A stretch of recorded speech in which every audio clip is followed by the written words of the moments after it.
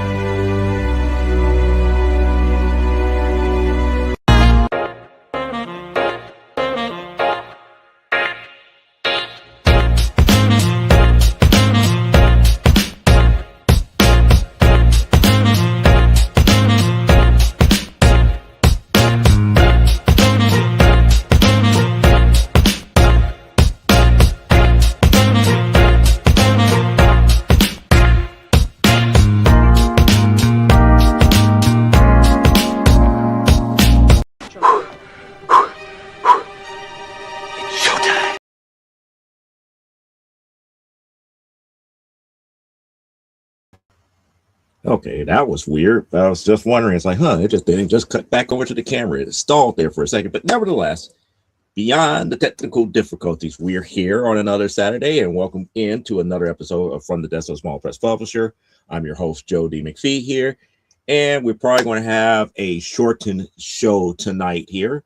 Well, I would say this. It really depends on you, because everything that I got to say here will be short and concise and to the point here. And welcome in Mr. Tom Sawyer. Thank you. Well. Yep. Well. How are you doing today?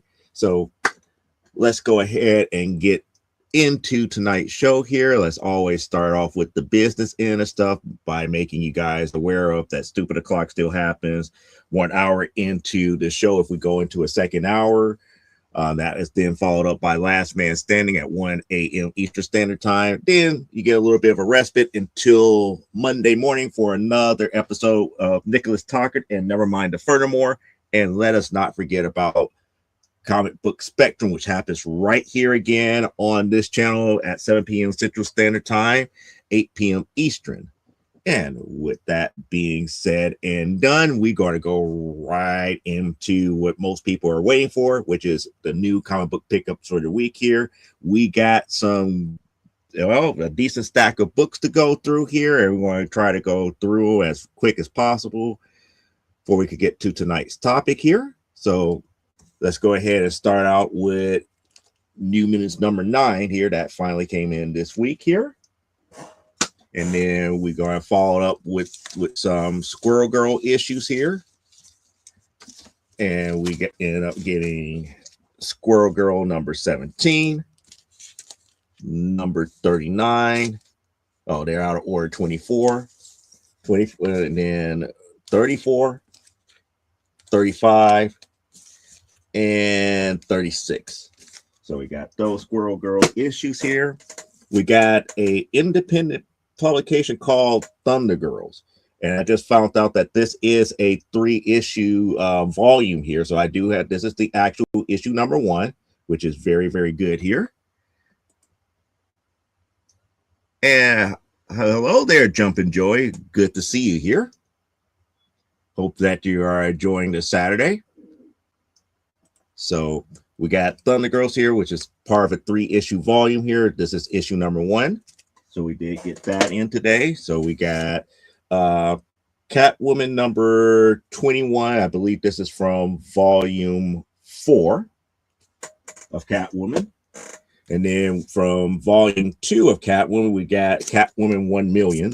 They did do back in the day 1 million issues here. So this is another copy of the 1 million issue for Catwoman. That's going to be followed up by Vampirella number 2 from, I believe this is from volume 5 or 6. I can't remember off the top of my head here. And there is the Sunstrider clan already in here and waiting. And then we get this is Tiger Division issue number 1, and I don't know why this character reminds me so much of Arrow, but I don't think it is Arrow, but that is Tiger Division number 1. And then we got a couple of Ghost issues here. We got Ghost number 11 and Ghost number 16. I believe these are both from volume 2 from that run of Ghost here. Then we got another copy from volume 1 of Huntress, which is Huntress number 15. And then from volume 2 of Cat and Mouse, we have issues number 15 and 16 from Cat and Mouse. And then we have from Lady Mechanica, this is issue number 4 of the Tablets of Destinies here. So I forgot what covers these two are, but we got 2 different variant covers of issue number 4 of Tablets of Destinies. And then we got Who's Who Update 88, issue number 3, and issue number 4. I don't know why they were put in the same bag here. I just gotta fix that a little bit later. Then we end up getting a free comic day here from Tokyo Pop. I believe it's called BB and Miyu. So that's the free comic book day. I think that was a free giveaway that they threw in here, which is pretty nice here. Then we got Supergirl number 6 from volume 2. So that's for volume 2 of Supergirl number 6 for that. And then we got another copy of Inferior 5 number 12 that came in, which is nice. And let's see. Oh, yeah, I picked those out. Yep. And then we end up getting Jughead's Jokes number 11. So this is an early issue of Jughead's Jokes. And then we got a whole bunch of X-Men Unlimited issues here, kind of, padding out the tail end of X-Men Unlimited for my personal collection here. So we got, I believe this is another copy of issue number 12, but I ended up filling in 14, 15, 16, 18, 19, and 28. So we got all of those that came in. And from, I believe this is volume 3 of The Thing. Volume 3, this is him looking more like Dr. Doom here. And then I might have to check this out a little bit later here, but I think I got close to completing my Dragonfly run here. But we got another copy of Dragonfly number 1. I was missing issue number 4. Another copy of issue 5. I was missing issue 6, but 7 and 8 I already have here. So I believe I have the full run now, which is nice. I think I have it. I think it's either I have issue number 3 or missing issue number 3. I can't remember here. So we got finally got a Johnny Quest number 1 from back in the day for Comic-Con. And then I got another copy from Harvey Comics, The Spirit number 1, which is nice. Welcome on in, Vincent, and hello to Aiden. Hopefully you guys are enjoying the show here. And he loves, and Jesus loves you too, as well. So we got The Spirit issue number 1 from Harvey Comics. Then we also got X-Men number 21, which is pretty nice here. And then I finally broke down and actually started the process of collecting this kind of like out of the way series here called Valkyrie. For those who like Airboy and Air Patrol and everything like that. So this was like a 3-issue miniseries dealing with the female pilots in that series here. So that's issue number 1. For those who are fans of Vampirella, I got the Vampirella model search issue here, which is pretty nice. Yeah, nice. That looks familiar. Yep. And then we got a couple of Inhumans issues here. We got Inhumans number 5 and Inhumans number 6. So we might end up getting the rest of volume 1 of Inhumans here. Now we ended up getting another copy of She-Hulk number 1 from the Soul Run. This is one of the more underrated volumes of She-Hulk here, but people complain about the artwork more so than paying attention to the actual story, which is pretty nice here. But we got another copy of She-Hulk number 1 from that run. We ended up getting, I think this is from volume 3 of New Gods number 2, which is nice. We're going to follow this up with issue 4 of the Inhumans. I believe this is Inhumans volume 2, which is the 4-issue set here. We got another copy of Black Panther number 1 for the 4-issue limited series here. I believe this 4-issue limited series is actually volume 2 of Black Panther, which is pretty nice here. Then we ended up getting Jughead 183. Now, this is one that I thought I had, but I didn't have it, or at least I couldn't find it when I was at storage the last time here. But we got JLA Justice League of Amazons here. So that was one of the ones that I remember that this was like a one-off series, a one-off one-shot that was pretty interesting. So I have that's either my second copy of it, or for some reason I don't know why I thought I had it as a whole here, but I have it now, which is great. In the attempt of completing my X Factor Volume 1 run here. Oh, Aaron was like, I'm not getting a good connection here in O'Hare. Yeah, the signals in O'Hare, unless you connect up to their Wi-Fi, it does play havoc with a phone for watching stuff here. So yeah, you're probably not going to get a very good connection here. I believe at this rate, based upon what he was saying in the other chat earlier, it looks like his layover may be like another hour and a half, because he's saying that he won't be there. He won't be into Lexington into like tomorrow morning, like midnight. So if my calculations is correct, Lexington is less than a 2-hour flight from here to Lexington. Less than 2 hours. So he'll probably be on the flight no later than like 10:30, 40 minutes. Yep. That'll put him at about 10. I was like, he'd probably be back up in the air no later than 10:30. So as I was stating before, we got some X Factors of trying to complete my volume 1 run here. So we got number 20, 27, 34, 50, 57, 61, 62, 64, 65, 89. And I know I got a couple of copies of 89. 108, couple of copies of that here, and 109. So I believe I'm almost like eight or 9 issues away of doing having that completed. Considering the fact that I don't have an issue number 6, and issue number 6 is I think that's the only big book out of that run that I don't have or I need to buy.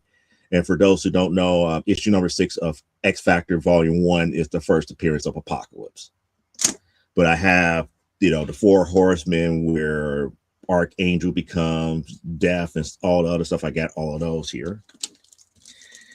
And with my New Mutants Volume 1 run, we're getting to the close to the end of that, where pretty much, getting the first print, first Cable is going to be an issue, and getting first appearance of Deadpool is going to be the only 2 things that's going to keep me from completing that anytime soon. Because why?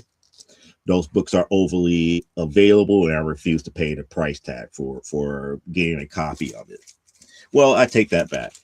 I think it's like because I have a second printing of First Cable, I could say that I do have First Cable. And then on top of that, I don't consider the facsimile part of the true run of it. But if I technically say it's like I could technically say, yeah, I have everything, but it's not the same until I actually have the actual first printings in my hand here.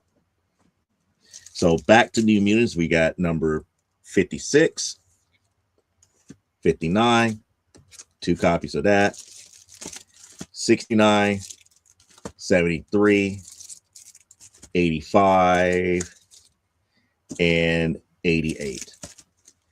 And then on a side note here, I did find a copy of New Mutants Truth or Dare issue number 2. I only missing the last issue of this small run here because Truth or Dare was only 3 issues here.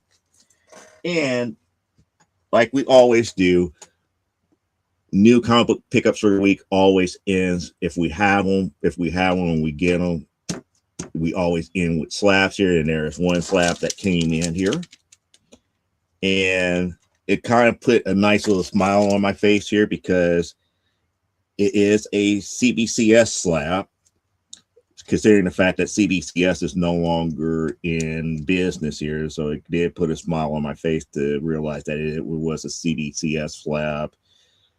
It is a 9.8 of America #1, but this is the action figure variant of America #1. So that is the nice thing about the slabs. And the cool thing about it, I paid about $30 for it. So, you can still find good deals on modern books if you actually look around. If you actually look around and pay attention and everything. So that brings us to the end of new comic book pickups for the week here. So that's going to bring us to the collection update. And in the collection update, there's no change in FemForce because of the simple fact that the later issues of those books, if you're willing to pay eBay prices, you will pay it. And if you want to buy it directly from AC Comics, you're going to be paying an arm and a leg. And that's not how I roll here. The Ghost update, we did get a few issues here. I just did not update this graphic as of yet. No real change here on the Spirit here, other than the fact that we did get another copy of the Harvey Comics #1. Uncanny X-Men, no change really there. Wonder Woman, I still got $100 to pay, and I would tell you which one of these missing ones here is now in my possession. As far as the X-Men is concerned, you saw one of the X-Men books that were there. I just did not update the graphic as of yet. As far as the production side of things here, I started, as you saw in if you was here on Thursday with Comic Book Spectrum, you guys saw that I was back in the sketchbooks and everything to that magnitude here, working on a few things here. And I could show you this one from the sketchbook here. These type of sketchbooks are kind of like more the proprietary type stuff here. This is where I jot down and deal with my own ideas for further issues and draw characters and stuff like that here. And then in addition to that, I found my other sketchbook that I normally take with me to like conventions and stuff. And I was like looking at stuff. I was like going back through it. It's like, oh, I did not remember drawing the majority of this stuff earlier this year. And it's like, this is going all the way back to January this year here.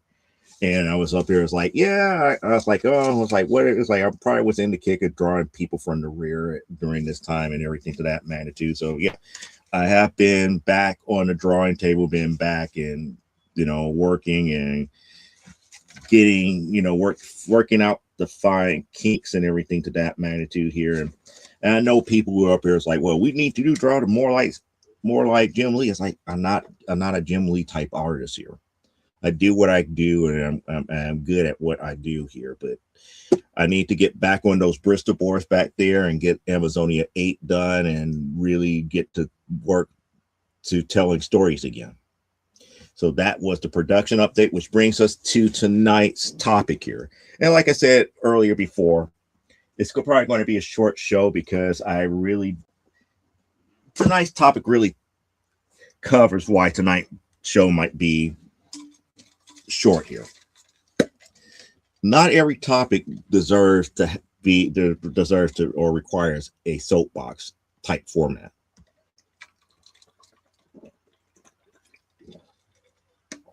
And the reason being is that it comes back down to what had happened on Thursday. Oh, he's saying the signal is better. So the reason for this topic is what happened on Thursday. So if you did not catch what happened on Comic Book Spectrum on Thursday, then you missed a question that came up that usually I would not pay attention to, but we went ahead and answered it. And the question was dealing with the, hashtag DC is so white campaign that is going on as of right now. Now, mind you, Comic Book Spectrum has a very well diverse cross section of people and panelists that could come on here. And if you know the history of Comic Book Spectrum, we go from people like Brian K. Morris to Eric Hawkins, to the elder statesman Clyde Hall, to Brian Rodman, then to myself, then to Elaine, and to Cliff. Now, out of all of the people that's involved, we covered the spectrum from creators to collectors. And we answered the person's we answered the person's question collectively. But yet at the same time, I also stated one thing too, that some campaigns, some topics are not worth addressing. And the reason I made it mention in that aspect here is because you have to look at where the overall campaign is stemming from.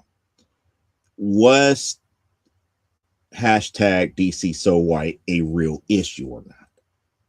Or is it just something to create some type of a buzz that is really going to make DC more money or bring more attention to DC? It does not resolve the overall issue itself. And that's where the problem lies at about giving certain topics a soapbox format to be talked about here. Does the topic really resolve a overall issue here?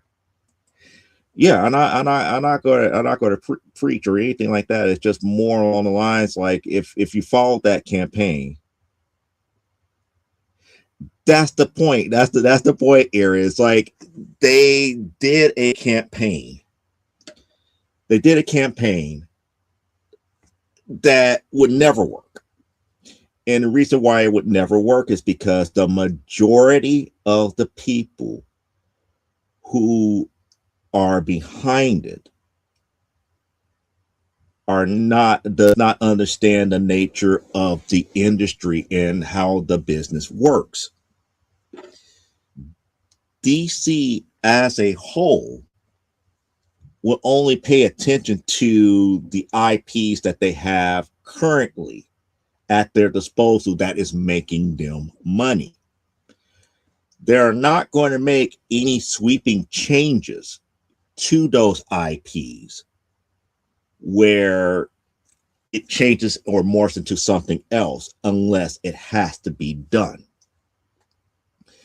They're not going to invest money into any type of new projects that have not been tested. So when people come with campaigns such as hashtag DC so white, you have to look at the history.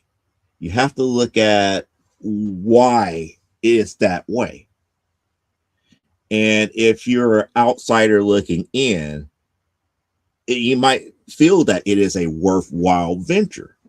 But when you come into the knowledge of the industry and understand what is going on behind the scenes.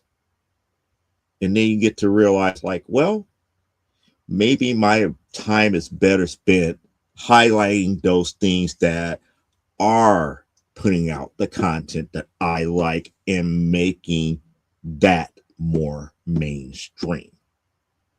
And that was pretty much the take that I had when I gave my answer on Thursday, because I pointed out several different characters that are in DC and that are in Marvel and that in all these bigger publishers, that if it was that bad, where are your fandoms for these characters?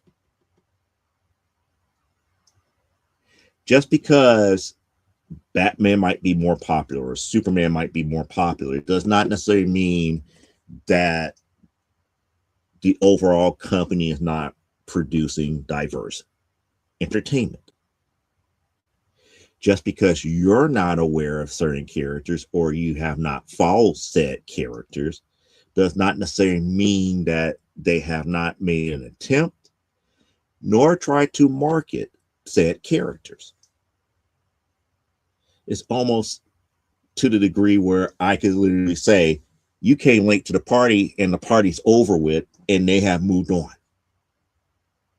Now, if you want to bring certain characters back, then that's a different type of campaign than anything else here.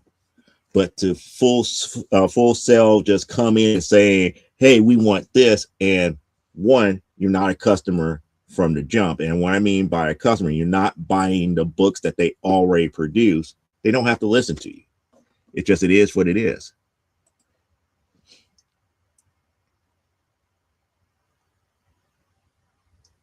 Mr. Terrific had a couple of great runs in the DC universe. However, the majority of the people who was a part of the hashtag DC is so white probably have never read Mr. Terrific in its recent incarnation. So it kind of makes me wonder, if people's fandom based upon what they see on other mediums other than the comics itself. Because when I see that campaign, it directly attacked the comics. It was not attacking the television and the movies. It was attacking the comics, which means that if you're going to attack the comics, you have to be a buyer of said comics to actually point out where they're failing. Now, I'm not saying that there is or isn't a problem as far as representation in the comics itself. I'm not there at that point yet. I'm more along the lines of, first, understand what is currently out there first before you could develop your argument for or against. And that's where my problem was with that. And that's one of the reasons why I never dedicated a show on at least on Saturday dealing with that. I left it alone because I've been there, done that with several other campaigns similar to that. Yeah, that's right. You gotta already be buying the comics. Yep. I mean, we went through this in the early 2000s about sexualization. And the one thing that I always fall back to was, they had the Hawkeye Initiative. I'm not certain if people remember the Hawkeye Initiative. And to me, the Hawkeye Initiative was a flawed idea. But they tried to prove a point, which was silly. But the attempt had to be made. And the reason why the attempt had to be made, because of the simple fact that the outsiders looking into this industry, and we haven't grown from that point from back in the early 2000s, dealing with the sexualization of women in comics, or at least the discussion from that, to where we're at now with representation. We have not grown. from that. At least the outside people looking in has not grown from back then. But the Hawkeye Initiative was putting male characters in similar situations that they claim is happening in comic books with women. So they was going with all the ridiculous outfits and all of these different costume designs from the poses and all this other stuff. It was a thought out attempt. So I'm not going to knock them for the logic behind it. What I knocked them for is not understanding history, the designs of characters in comics, and the need for certain aesthetic aspects in story. None of them touched that here. And then the main thing that really got my goat back then was the whole Milo Manara drama. For those who know about it, it's like there's an artist by the name of Milo Manara out there. He is known for the more risque adult artwork that has appeared in many different comics, internationally. Not just in one country, but internationally. So he is known for the more adult type comic. He did a Spider-Woman cover that people went out of their mind over, talking about, oh, he shouldn't be able to do a cover like that. It is over sexualized. Now, the cover was nothing more than Jessica Drew crawling over the top onto a roof. And it was more of a downward pose where her rear is kind of in the air and she's kind of like in a standard pose here. Now, that standard pose has been used by Peter several times over. But because it was a Milo Manara artwork and the fact that it was Jessica Drew doing it, it brought up all of this stuff about sexualization that was uncalled for. During that time in the early 2000s, people went back and forth. It's like, see, Peter did it over here. This character does something like that over here. And they actually show one after another that shows that the pose was gender neutral. But those who were on that hashtag to prove a point about sexualization was not having it. They were not looking at the logic behind it. Because to me, what's good for the goose is good for the gander. Which means that if you're saying that that was a bad pose for Jessica Drew, you also have to say it's a bad pose for Peter Parker as well. Nobody was saying that it was a bad pose. That everybody was saying that they were sexualizing Jessica Drew. And that was very, very bad. It was just a flawed argument. Just like with hashtag DC is so white. It is a flawed argument because we went through, and I remember all the different articles about how creative staff over at Batman had to update Gotham City to include other minorities in the background. Creative writing staff even stated that a lot of the scripts had to be kind of reworked to show a real world view of Gotham City. They had already addressed a lot of these issues and problems. And then all of a sudden now, we got this coming back again. Okay, she's talking about sending pics again here. And usually when I get these types of pictures, it's more along the lines, it's like, I'm about to help you prove a point. I'm about to see which picture that she did here. Don't use that tone with me. No, I'm not using that tone with me, with you. I'm just stating fact. Because that's what truly is happening here. Yeah, people who are enjoying DC currently won't boycott them, even if they happen to agree with the issue. And it's not even boycotting DC. It's the point that is being made that is flawed. Because even with what I said on Thursday, where was this outcry for DC is so white when they got rid of Val Zod in Earth 2? Where was this outcry when they put Calvin Ellis on the back burner?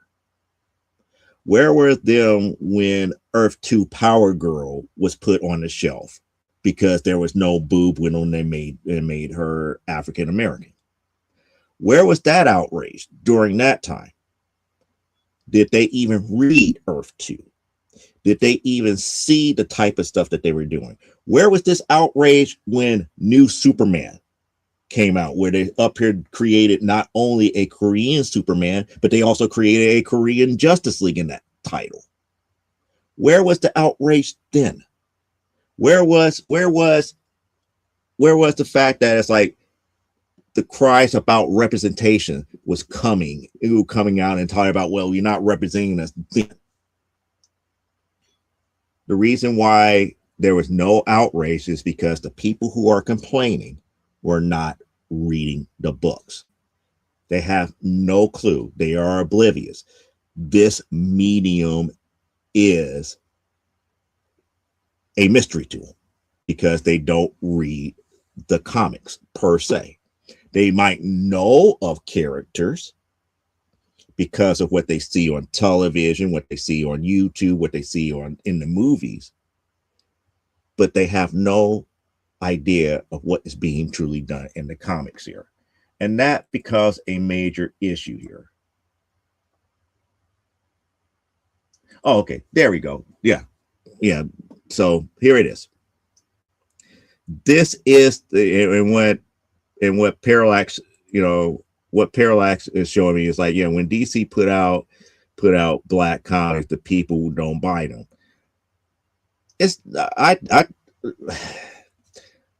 I don't want to go back in the Wayback Machine, because if that was the case, why are people still clamoring for Milestone Comics? It's not about that. It's not about that. It's really coming back down to a audience who do not read comics complaining about what they're seeing now without having to delve into the deep end to go and seek out the stuff that they really want. And until they do that, they will then realize it's like, oh, we have Val Zod, we have Static, we have all these other characters that you could go and start reading now. DC, Marvel, Image do not have to hit you upside the head every time they create a character of a particular gender, ethnicity, nationality. They don't have to hit you upside the head with that. If you like them, you like them. If you don't, you don't. The major thing that they're looking at is franchises, IP, and sometimes story. And I wish they would go back to story, because a good story that is told transcends everything. You wouldn't have to worry about characters' ethnicity, their religious aspect, or anything to that matter. If the story is good, people will find a way to relate to it. Period. That's just the way that it is here. I mean, that's just how it is when it comes to this genre. But it is, I don't want to say natural, but it is within our nature to complain about things like that. Like, for example, that is the actual pose that Milo Manara put Spider-Woman in, Jessica Drew Spider-Woman in. That's the actual pose here. She was coming over the top of a building in that pose. Matter of fact, bear with me for another second here, because again, I gotta be Phineas J. Whoopi, and I'm about to break out the three-dimensional blackboard here. And the reason why I have to break out this three-dimensional blackboard is because we got to learn. We got to learn. You know, we got to do better. And I'm not saying that we should be doing better, but we tend to forget. We tend to forget history. And that's kind of like the key thing about everything. We tend to forget where things come from, how they are, and why they are the way that they are. That is the post that started a, if I could say, a shitstorm back in the 2000s, early 2000s. No, not too much of a difference than what we got there. This was complained about being over sexualized. That one is not. You can't have your cake and eat it too, people. Either you do your homework and realize, like, hey, you know, that was a, you know, kind of like a standard pose for anybody that has spider powers in the Spider-Man mythos. So this is really not sexualization. That is pretty much people complaining about the fact that Milo Manara did this cover. And it is what it is here. You know, you're hitting the nail on the head here. I got both volumes of Naomi. And then on top of that, Naomi was a TV series. You don't see people complaining about, oh, no, I don't know why it knocked that out. Oh, there we go. I'm about to say it just didn't generate it for a second here. You didn't see people complaining about the TV series that much. But like you're pointing out here, Parallax, where are the comic book readers that had it? She had two 6-issue volume runs and then another side story, if I remember correct. Oh, 17 of them. Yeah, right. Yeah, New Superman actually didn't suck as much as what people think it did.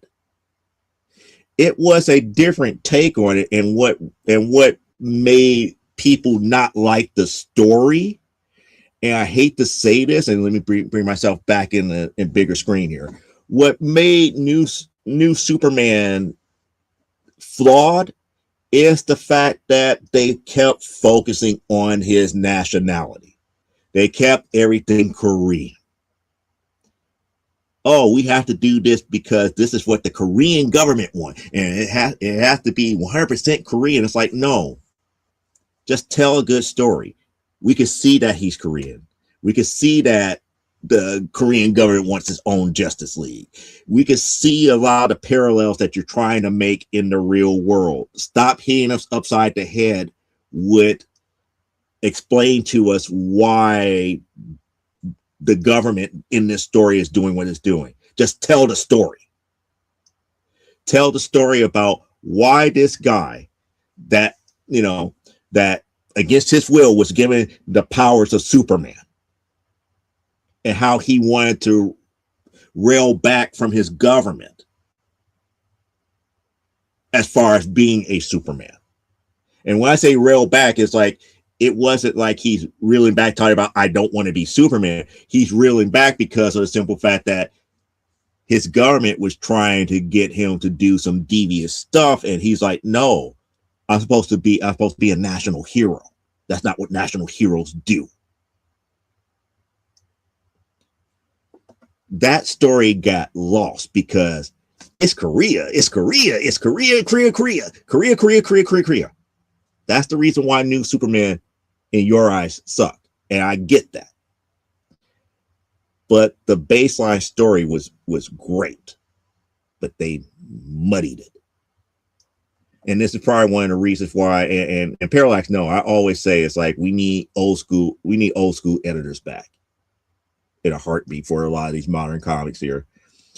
Yeah, I respect that it's just rage bait thing. I suspect that it was just a rage bait. In other words, it's an interesting thing. It's not even a worthwhile topic, to be quite honest here. When you really break it down, it's nothing new up under the sun. And when I put two and two together and started doing the research on it, that's like it's not something for this show here. And that's one of the reasons why I wanted to talk about it in this aspect, because something like that is not worth a soapbox. It's not worth getting on a soapbox and talking about. It really isn't. Now, what to me would be more of a soapbox issue is why a lot of the creators, especially in the past and some now, still do not have things such as medical insurance and everything like that when working for these major companies, especially if they are a house artist. Those are types of things that need to be brought up more so than anything else. But, or the other thing here is the credentials of some of their writers now. People who have not had one iota of experience in the comic medium writing these stories now. Granted, it is creative arts. Anybody could come up with the next great story, but you need people to take their time to learn the medium. And once you learn the medium, then you can actually work with, the artistic staff in a much more detailed fashion to produce a better story than a good story. That's just my feeling of it, because Milestone was good, and now that was the thing. That's the point that I was making here. Static, Icon, Hardware are all good. Blood Syndicate, not so much, but it's like Static from day one, good.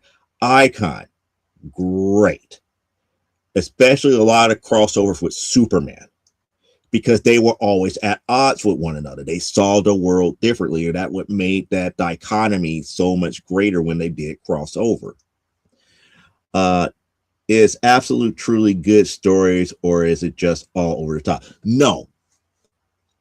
Absolute, depending on which character that you're getting into, some will actually have great stories.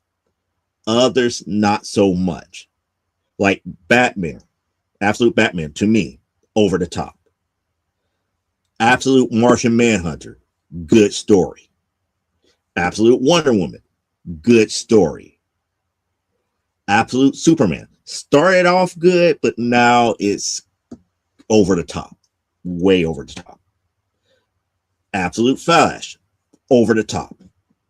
But it really depends on your taste here. It is a completely different take on a lot of the different characters, and the mythos changed a lot. So it's not like we're getting like what has already been established way back in the day from like the 1930s and 1940s anymore. Absolute, they made a lot of major changes to the characters, and it reads a little bit differently here. And I knew that she was going to say that. It's like Broke Batman don't work. Absolute 1D is good. Absolute Martian Manhunter is good. Yep. Most of the Ab line is, and I wouldn't say most, but it's a different take, and it's very, very over the top. I don't see people really going out their way to buy Absolute Flash. I don't, well, again, it's the Church of Batman. The Church of Batman is going to buy Batman. It is what it is. Is Absolute Batman really worth it? Not so much to me. Absolute Superman, I thought was going to be the second coming of Superman until they messed up the initial storyline about 7 issues in.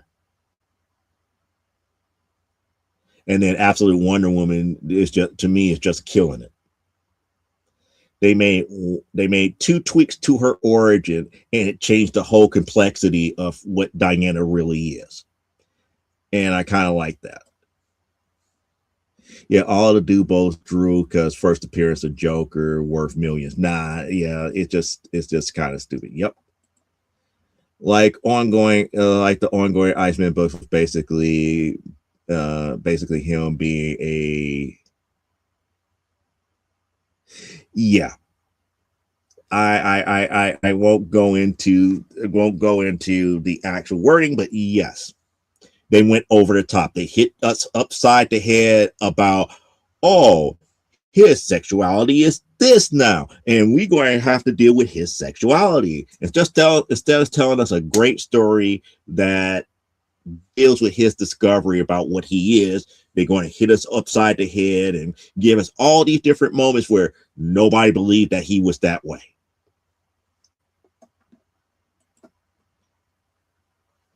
Yep, I agree. I mean, we need those type of editors back here. Okay, so he's about to get on a plane. He's about to get on a plane. So safe trip to Lexington, Kentucky. Enjoy Heroes Con here, PSG Comics, and I'll probably hear from you a little bit later. DC ruined their main lines to push the absolute. It's like absolute Batman is selling in 1D. I wouldn't say that here. What absolute series is really saving their bacon right now, because the titles that are selling up under their normal lines, they don't push. Because why? We need more Batman issues. We need to sell more Batman because everybody loves Batman. If that was the case, I would be dropping DC. If it wasn't for Absolute Wonder Woman and the fact that I'm still trying to maintain a solid Wonder Woman collection from the normal series, I'm getting sick and tired of them doing all these miniseries for things such as Gotham City Sirens, with Fire and Ice, with Doom Patrol. You're doing all these different miniseries. It's like you're not giving me as a DC reader what I want. And eventually, it's like if you're just going to be like DC is Batman, I'm going to be like adios.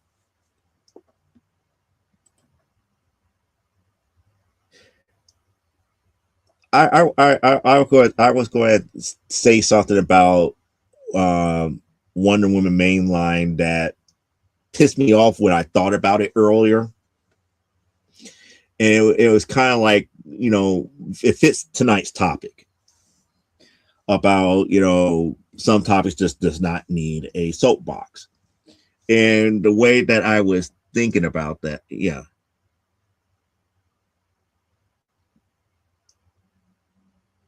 I thought it was 2 hours.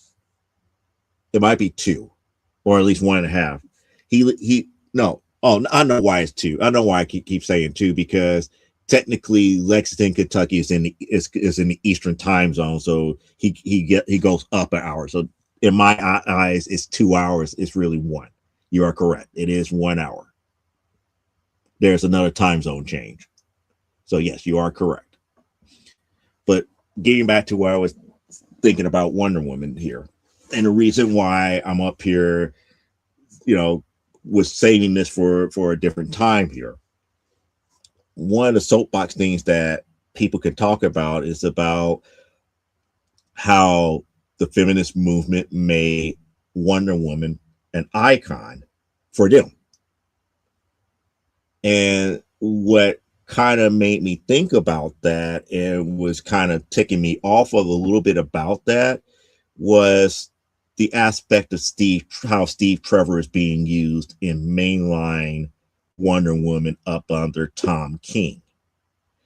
And it was like, wow, this is not Steve Trevor. At least not the way that Steve Trevor would have been used in stories in the past. Steve would have never been used for anything that would have been considered misogynistic or chauvinist.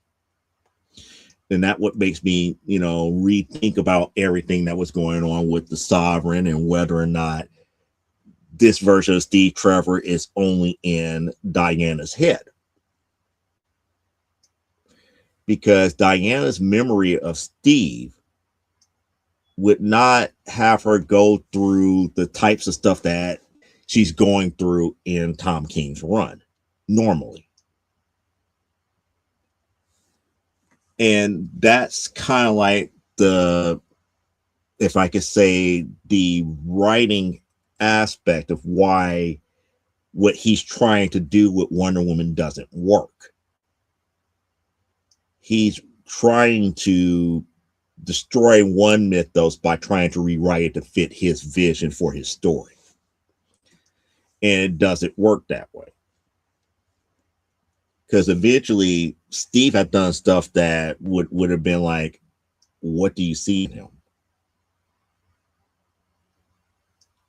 Especially from like issue 8 on. It's like, Diana, what do you ever see in this guy? It's like Steve would never truly be like an ass to you just to try to prove a point.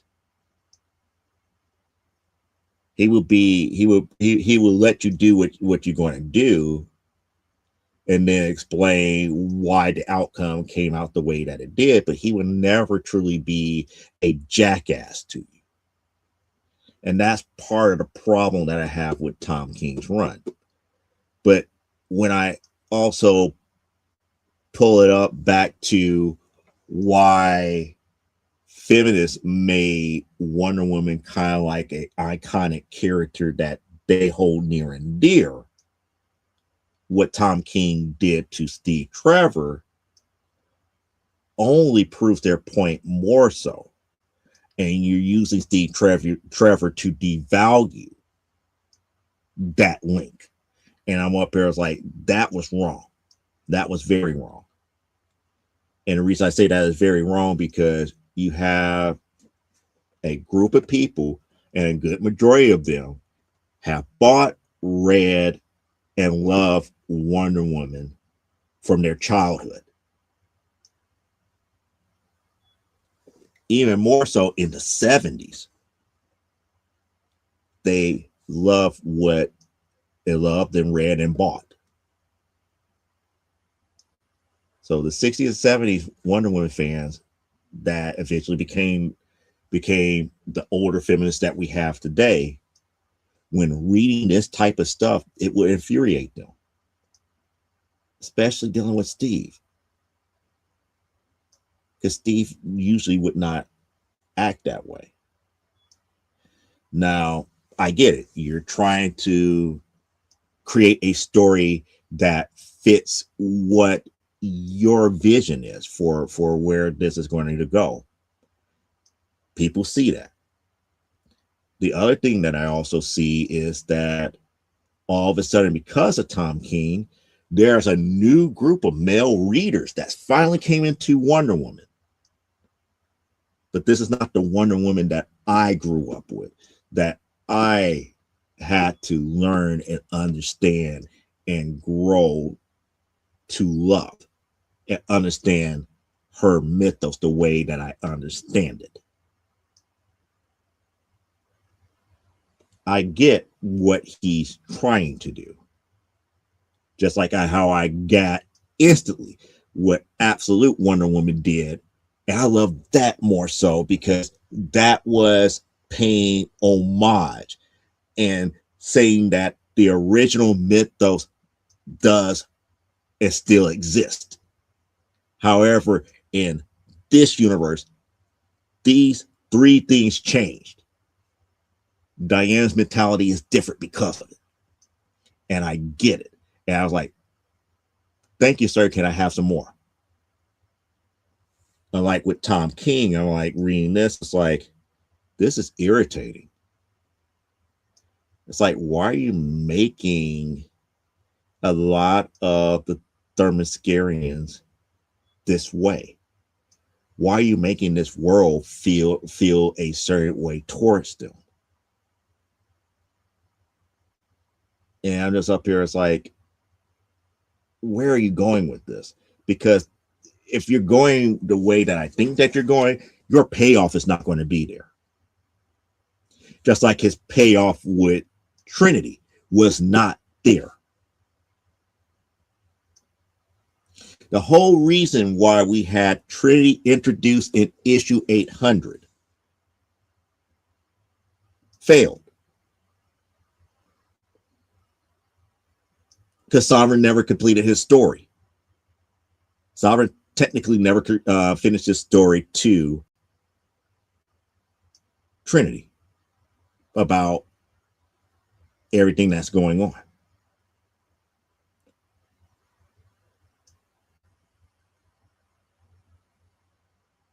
And if anything, the one thing that I thought it could have set up didn't happen as of yet. But that's just me being the creative mind that I am and the writer that I am. I was like, it would have been interesting if X, Y, and Z eventually came apart and then that conversation came up between Trinity and Diana, or I should say Elizabeth and Diana. Just like how it was with Hippolyta and Diana, it would have been a similar conversation that would set Trinity on her path as a Wonder Woman. But I don't think that payoff will ever happen now, because his vision will be different from mine, especially after what I have read in the mainline DC run dealing with the Sovereign. But it is what it is. But, you know, like I said before, that was the reason why I said it was going to be kind of a short show, because some of these hashtags and boycotts and all this other stuff is not worth the soapbox to jump on. And as sad as it may say, it's just, it is what it is, you know. It's more along the lines of how do you educate people before they start doing these types of boycotts. And I get it. As an outsider looking in, it may feel this way.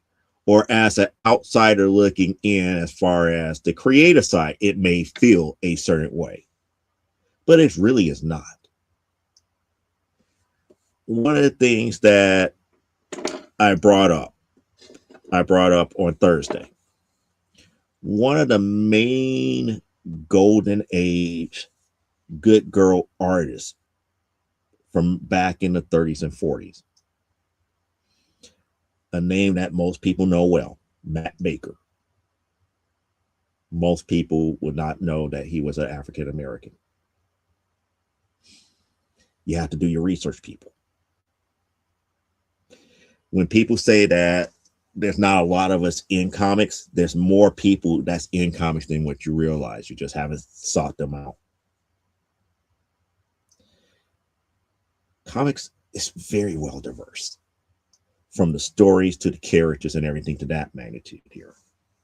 And then if you paid attention to what we truly said on Thursday, a lot of us, and I believe I'm the youngest one out of everybody that was on the panel that Thursday. So just to give you an idea, I'm 50.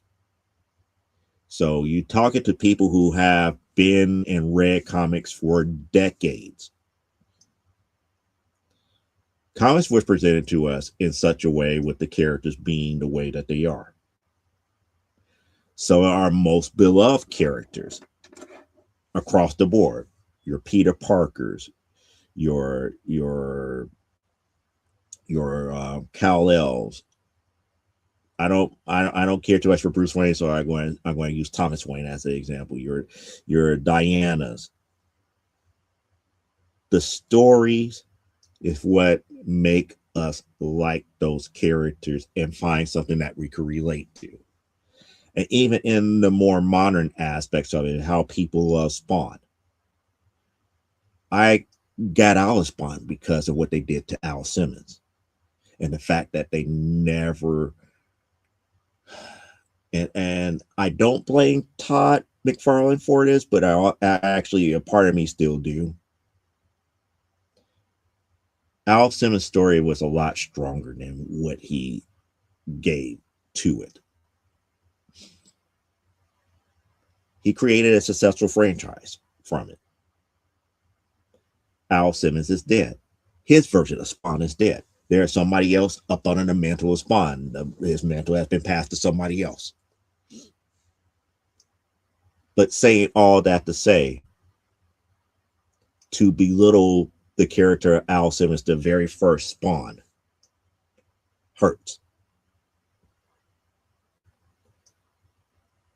Considering the fact that he really didn't talk about the ethnicity too much up under Al Simmons. I mean, Al Simmons was Spawn. But yet you got a lot of people that love it, love, and paying big money in this modern market for Spawn issues, especially the short run Spawn issues. But those short run Spawn issues are not dealing with the original character. They're dealing more so with the universe that was created around it that came later. But the reason I brought it up is because if there was not diversity, if there was no such thing as relatability as far as those things that I brought up, you wouldn't have a Spawn. You wouldn't have a lot of these characters touching as many people.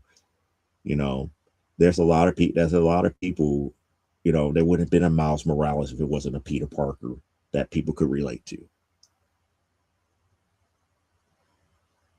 I mean, if you truly think about it, you wouldn't have like a lot of family aspects of comics if it wasn't for the Fantastic Four. It's a lot of things that was done in the past that gets minimized only because on the surface you didn't see too many characters initially just by sight that represent what you may be. But when you get into the story and get into the actual character's character, I probably need to make a t-shirt that is trademarked. The character's character. Meaning what that character is really about and how you can relate to him. Then you're really delving in. Then you're really seeing the book for what it is. You're now taking that story to the next level and involving your understanding of why you love X, Y, and Z. It's no different than, you know, how you watch a certain television program. There's just certain characters that you can relate to, that you're seeing on a daily basis, and you can relate to them.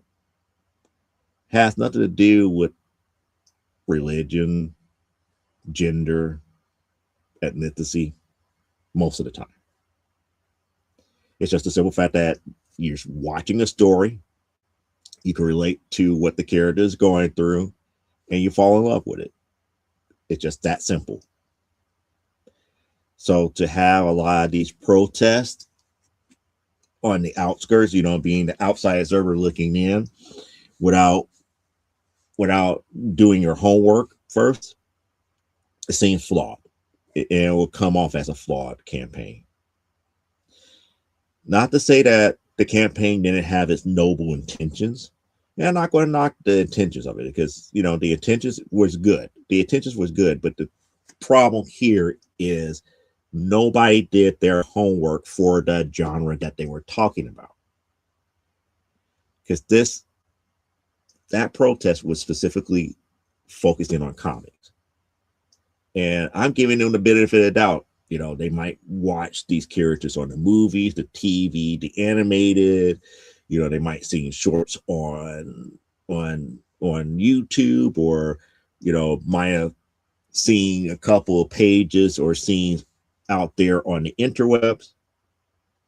But you have to be mindful that there is literally 80 plus years of, if I could say it in this aspect, source material that has to be covered before you say, hey, we need to protest this company because of this, that, and the other.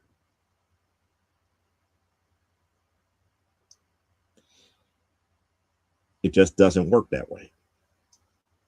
It just doesn't work.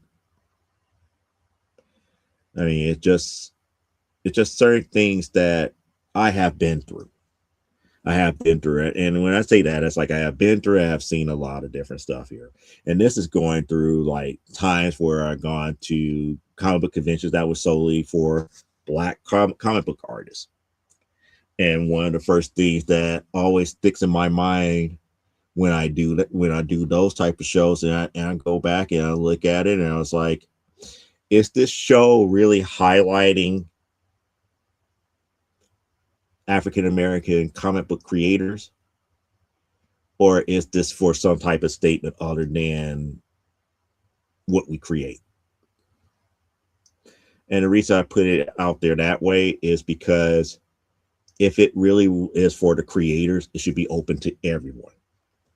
And when I say open to everyone, it should be promoted and open to anybody and everybody who wants to come and know about these people's work. If it's more along the lines of celebrating one's ethnicity through their work, then it becomes more political.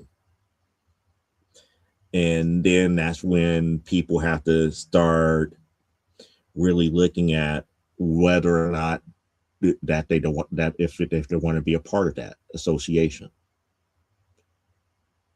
And I'm not saying that it's a bad thing. As far as I'm concerned, as long as it's open up to everybody, I don't have a problem with it. But when it becomes more like, this is our thing, it's like, no, comics is for everybody. The stories that are being told by a lot of these people who work really hard to put stuff out there is for everybody. To have kind of like a segregated show defeats the purpose. You want everybody to show up. You want everybody to like the characters that you like. So keep it open. But that's just me. That's just me. I know, other people feel the way that they feel. And I put it to you, I try to put things in perspective for people to understand. If you love Miles Morales, you want to make more Miles Morales fans, regardless of who they are and what they are. You want people to like Miles Morales, you have to make them like him. You give them reasons why to like him. No different than me trying to get people to like, Diana. It is what it is. I have to give examples of why she is cool, regardless of who you are, regardless of race, gender, and all this other type of stuff. If she's a cool character, she's a cool character. But coming back down to it, every last aspect of these types of things does not require a specialized platform. Sorry to say. So, I really, and that's one of the reasons why I really don't talk about Comicsgate all that much. I really don't talk about this type of boycott. There's certain topics I will just ignore once I find out that it's more or less a handful of people who might be on the outside looking in, or a specific group of people who are on the inside who feels a certain way. I still stand by my assessment of Comicsgate. It's an internal argument by people inside the industry arguing about what makes a better comic. But what it boils back down to is just making the better comic. Just make the better comic. Stop arguing about the little bitty tiny things and just make a good comic. Just that simple. You don't need a movement to prove one side or the other. Just make a good comic. The end. Everything is settled. But nevertheless, people love what they love, and sometimes they have to get nitpicky about it. Like I said, it's just part of nature. So on that point, I am done talking about that. That is tonight's topic here. Not sorry if you guys got any other questions that you want to talk about here, but I don't want, like I said, I don't hammer things to death here. So if you guys were wondering why I haven't talked about stuff of that magnitude on Saturdays like other channels do, sometimes I just feel that it's not worth a platform. It's just really not. What it boils back down to is just making great content in comics. Let the reader decide your fate. Don't preach to them. Don't dictate to them. Just make good stuff. Just that simple. If they don't feel that it represents them, so be it. Everything is not for everyone. We try to make it for everyone, but reality is reality. We can't make everything, we can't make something that everybody's going to love. That's just the reality of it. And then also too, people's taste change from time to time too. So you might have your time in the sun for maybe about, 15 minutes, 2 hours a day, a year, 10 years, 20 years. But eventually it may fall out of favor. No matter how well you are doing and how well the story is. Only time will tell in that aspect here. So I open the floor to my chat here. You guys got anything you want to talk about here before we wrap up for today? Because like I said, it's supposed to be a short, it probably end up being a shortened show here. I know that PSG Comics is on his way to Lexington for Heroes Con. So he finally got on his flight. He got about another hour to go before he touched down, and he meets up with all of his people that he normally does his shows with on YouTube. But, like I said, I do these shows here. Front and Desk is pretty much your guys' show here. We talk about the industry. We do, if you got questions, we talk about the industry. We do where we got to talk about here and really get people to understand what is really going on behind the scenes here. And a part of me wants to get back to doing like the actual work live. And I know some of you guys don't like that type of stuff here. You like new comic book pickups of the week. You love the conversations and everything here. But I also believe that there's also a part of you guys that want to see the work being done too. So I got to figure out a way to make both sides happy. So it looks like we got no more comments here. So we're going to call it a night here. So those that are on the East Coast, I'm going to give you back probably 40 minutes of your Saturday here before you go into the future. The rest of you guys, you have the rest of your Saturday. Enjoy. Have a good rest of your weekend here. I'll catch you here next week. As I always say, live life, grow, and be well. And we are out of here. Oh, before I let you guys go here, for those who knows about my comic book sales here outside of these books here, if you want like Marvel and DC type stuff from my personal collection here, I have updated my Whatnot store here. So I added probably about another 30 books to the Whatnot store here. We got about over 200 something comics ready to be purchased there. Not just single issues. We also have lots and stuff to that magnitude out there. So if you want to go out to Whatnot, look up Silvbolt, SILV as in Victor, B as in Baker, OLT out there or Whatnot. You will see my store and you will be able to buy the comics that are available here as I go through my PC. I am pulling books and stuff that I no longer want in my collection, and we're slowly moving out to Whatnot to be sold here. So as we always say, live life, grow, and be well. And we are out of here for the week. Catch you guys next Saturday here, unless you guys watch us on Comic Book Spectrum, and then I see you Thursday. So until then, bye.